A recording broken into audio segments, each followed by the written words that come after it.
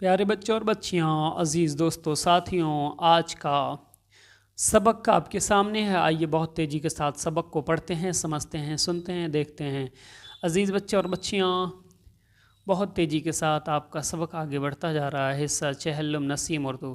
اعوذ باللہ من الشیطان الرجیم، بسم اللہ الرحمن الرحیم۔ مولانا فضل حق خیر آبادی رحمت اللہ علیہ کہتے ہیں، حضرت مولانا فضل حق خیر آبادی، حضرت مولانا فضل حق صاحب خیر آبادی ہندوستان کے ایک بہت بڑے باکمال عالموں میں سے ہیں۔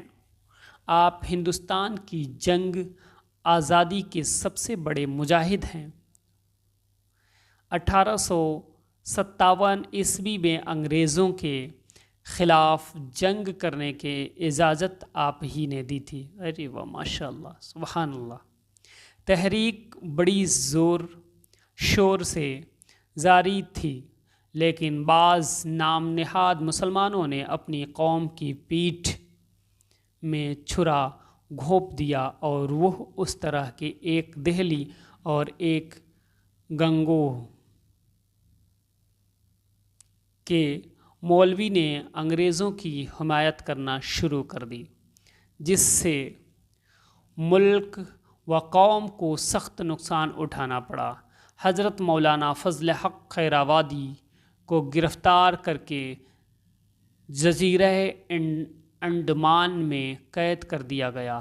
آپ نے زندگی کی آخری گھڑیوں تک قوم کی فلاح و بہبود کا کام کیا۔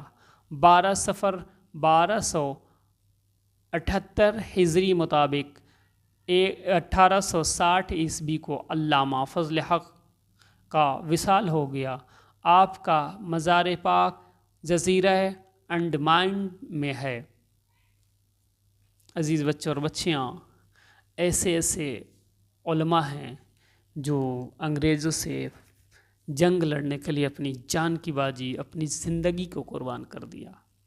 تو جب اپنے دیس پر، اپنے ہندوستان کی سرزمین پر کوئی ایسا فتنہ و فساد آئے تو میں جانتا ہوں کہ جتنے بھی عاشقان مولانا فضل حق خیر آبادی ہیں، سب سے پہلے وہ نکلیں گے۔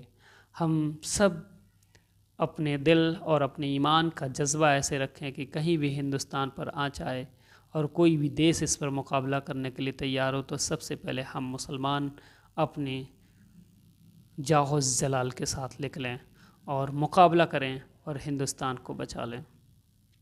اچھا لگے تو لائک، سبسکرائب، شیئر کرنا نہ بھولیں۔